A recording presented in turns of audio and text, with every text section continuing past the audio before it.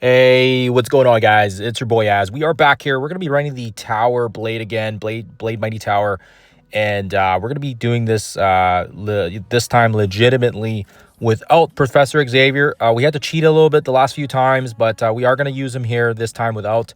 And I've got some revamped teams. Hopefully, gives you guys some options. Just apologies now in advance if you guys had followed some of my previous guides and. If I may have led you astray here. So I'm hoping maybe some of these alternative teams will help you out. And also, just full disclosure now, in order for this to work, you guys will need the full 5-piece symbiote team. If you don't have the 5 pieces of the new, the 2 new members, then yeah, this is not going to work. But hopefully it does help you guys out if you guys are running through it right now. So without further ado, let's quickly jump into it. So we're just going to scroll down here. So the first team we're going to use for cell 13 is we're going to use this Hulk Spider-Man team that we've recently brought up. And oh my goodness, they're just awesome. And as you can see here, we've got the 2-piece symbiote team here. The new one with Riot keeping Venom nice. And, he's going to give him a little extra buff there. This allows us to move our Sentry into a different room to allow us for some more success. Now, the next room here, we also brought up our Moon Girl. You don't need to have Moon Girl for this room. I've done it with several different variations, and you can get away without having her here. You can actually have Emma Frost. Emma Frost may be a better option. X-Men Emma Frost, because she has that ability block, and she also has a good speed as well. Moon Girl is kind of slow, but she does have that synergy with ABBA, right? With Absolute A-Force. So this is why we have her here. The next room, we're going to utilize our Apocalypse plus Sentry. This one had so much RNG involved. I had to shake things up a little bit here, and I had to move it around, and I did eventually figure out a room that works. And this one is amazing. So hopefully you guys are able to see that there. And then, we take care of the Odin node very, very easily with our Jeff, our Quasar. There's no RNG involved other than just rotations. You got to make sure Quasar lands that defense down. And if he lands that defense down on the initial move, it's done. It's game over. Easy peasy lemon squeezy. And then the Fantastic Four node on the cell 11. This is the one where they have that Winter Guard team. Very, very straightforward. You can slot in whoever as a 5th. I think I use Oath. Oath is good for speed, so we can throw Oath in here just for completion's sake. Let me just take this off here. Whoops, oopsie toodles. Okay, so Oath's there, and then we finish things off with our 2-piece Exalted plus 3-piece symbiote. Make sure you guys are building that Exalted X-Men, right? Make sure you guys are doing that. And other than that, I don't want to jibber jabber too much. I'm gonna jump into the gameplay right now. All right, so I won't do the full commentary, but I'll just do the initial part because I've done the gameplay 2 or 3 times already in terms of videos. So I mean, I think people kind of get tired of my voice here, but anyways, Jane opens up with her special. She's gonna do her thing here, and this is great. This is a great team because we have 3 pieces of immunity. Spider-Man's gonna allow to strip the taunt off so that we can get to that damn bishop. Oh, sorry, didn't mean to swear there. My apologies. Once that bishop's open up, we can use the AoE here to kind of extend, get some damage in on the bishop, and we can start chipping away at that left side because those are kind of the most dangerous characters are on that side. Ebony Maw here is going to give us a little rewind, a little reprieve. And then, in Venom right here, this is important. Make sure you ability block. If you feel like you can kill him off with a double basic, also do that as well. I don't know why. It just wasn't working for me, so hence why I did that. And he should, I think, just bleed out. But, don't. This was actually just a misplay by me. If you can... you should have just specialed with Hulk, and then you can just take care of Bishop. I actually thought, you know what, let's try something different, see if the bleeds come out, and that's kind of what I was hoping for. But if you can, just take care of him. Don't risk it for the RNG side of things. And then from that point on, once we take care of Bishop, it is a little bit smoother because then he doesn't give them a crazy amount of buffs, which can be very, very annoying. And and then what I'll leave you guys with here is once you get to that point and you take care of Bishop, then we just need to control Warlock, right? We need to make sure we take care of him ASAP. We do not want him, he can reduce the negatives, and he's just annoying, right? Just take care of him, focus everything on him if you can. And then, Wolfsbane is going to be annoying, but it is kind of what it is. Our Hulk is absolutely massive here. So keep in mind, my Hulk is, he is 105 tier 20. And as well, my Spider-Man is also level 110. So, I mean, them being massive, massive pieces for the next breaker, just go crazy on them, go ham. You're not gonna lose out here. If you are, if your intentions are to push on the on the next breaker event. But yeah, once you take care of once you take care of Warlock, it's a lot smoother here. Take care of the other guys. Gene and everybody else should be fairly straightforward. This one actually comes right down to the end here. But yeah, Venom's just absolutely unstoppable. Once you take care of the damage dealers, Venom can literally self-heal himself with all the negatives. And Wolfsbane basically just heals him up. So you can just leave her like last, right? She basically just applies negatives and he just constantly heals. So, I mean, it's going to be impossible for these guys to stop Venom. This is what I realized later on when I was doing this node. I was like, yeah, he's got to be in this node here. And you don't really need Venom on the final section as well. So make sure you guys get him built up if you can.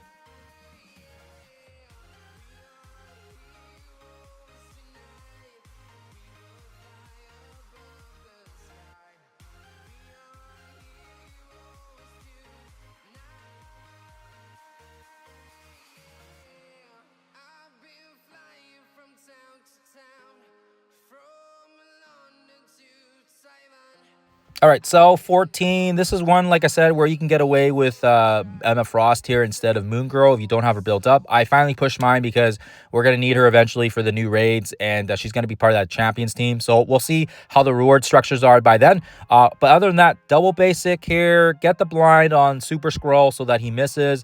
This is going to allow for Miss Marvel to not die from the Korath ultimate. And then this is also important here. You may have to reset a few times to get this to work, but when Kahori does her special, you need to make sure the trauma is on Super Scroll. If there is no trauma, he heals himself and then it's over, right? You can't stop him. Once he goes into the buffs and all that other stuff, it's impossible. It's not impossible, but it's very difficult. I like Moon Girl here because she has the offense up. She's on the right side. This ult is basically going to one-shot Super Scroll. And then, yeah, the entire node is dependent on his survival, right? If you can take care of him, it's done, right? So other than that, that's all I really want to say about this section.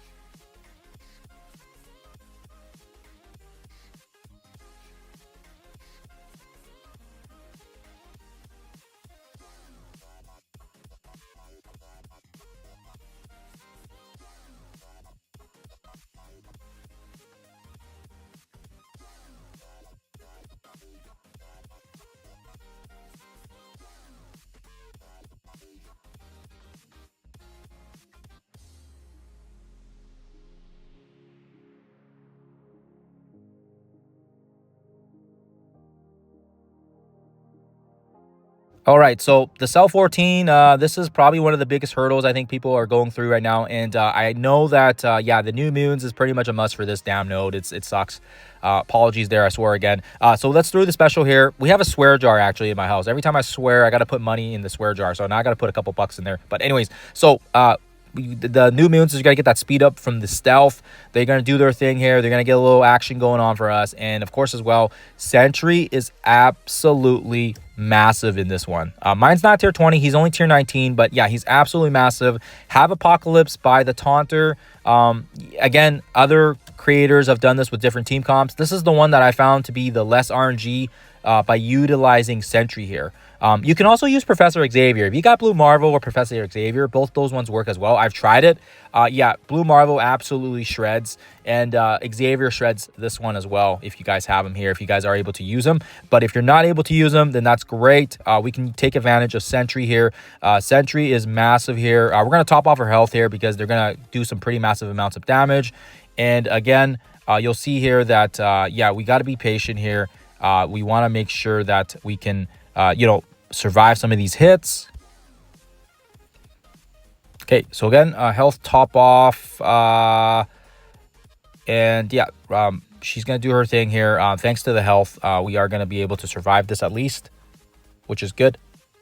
And then Minerva should be able to throw a revive here. So this is massive here. Sentry surviving allows us to ult.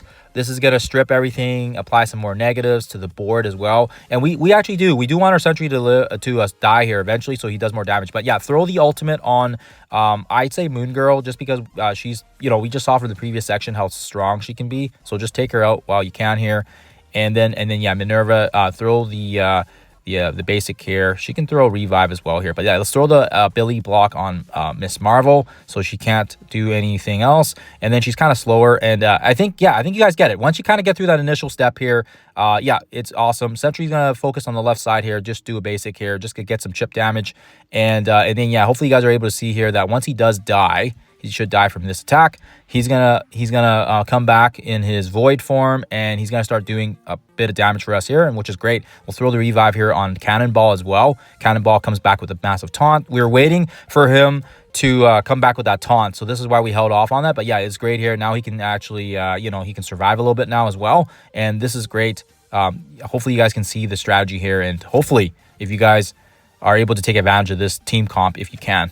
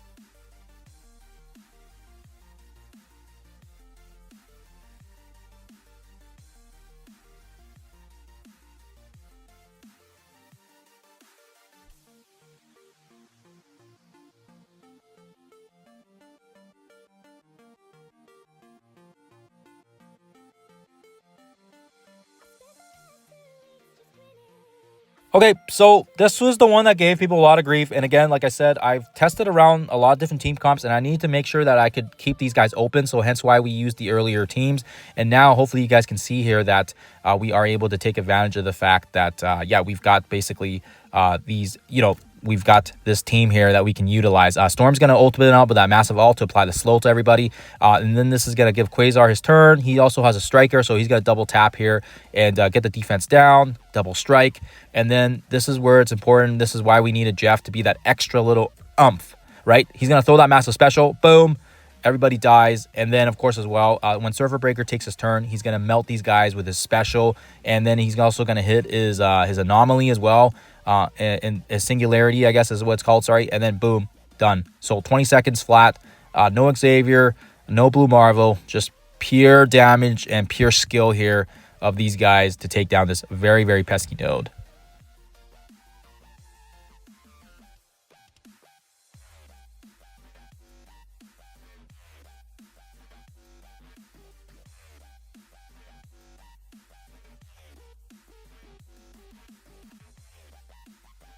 All right, so going into this one, this Fantastic Four one's also very interesting, but switch in for Rachel if you can.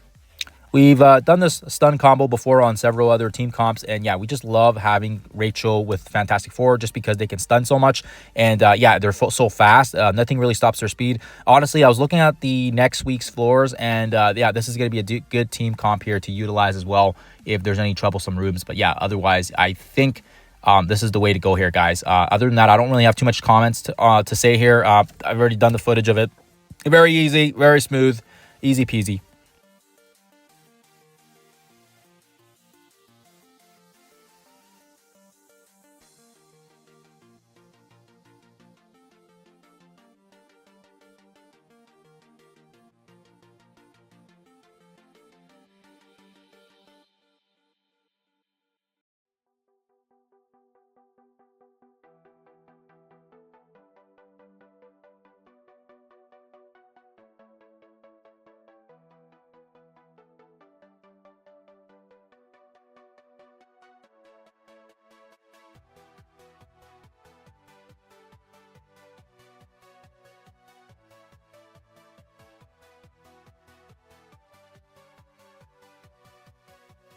Okay, and if you guys have made it to cell 18 here, appreciate you guys sticking it out with me here. So this is the last one. This is where I mentioned before we can use that 3-piece symbiote.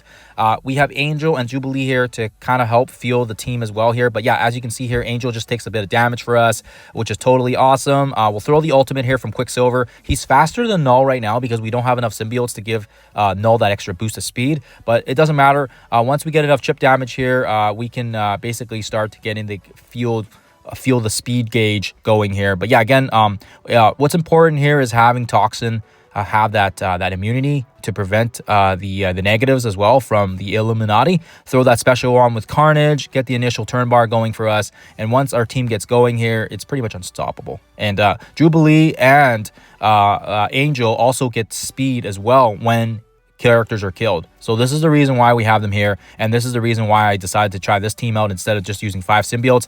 I know, it's easy, right? It's easy with 5 symbiotes, but what if we could stick those other 2 symbiotes right in another section that allowed for our Sentry, that allowed for our Jeff to be usable so that we can avoid using Professor Xavier if you don't have Professor Xavier unlocked, right? So anyways, I like doing this sort of stuff. I think that is it. I don't know if I'm gonna do any more footage.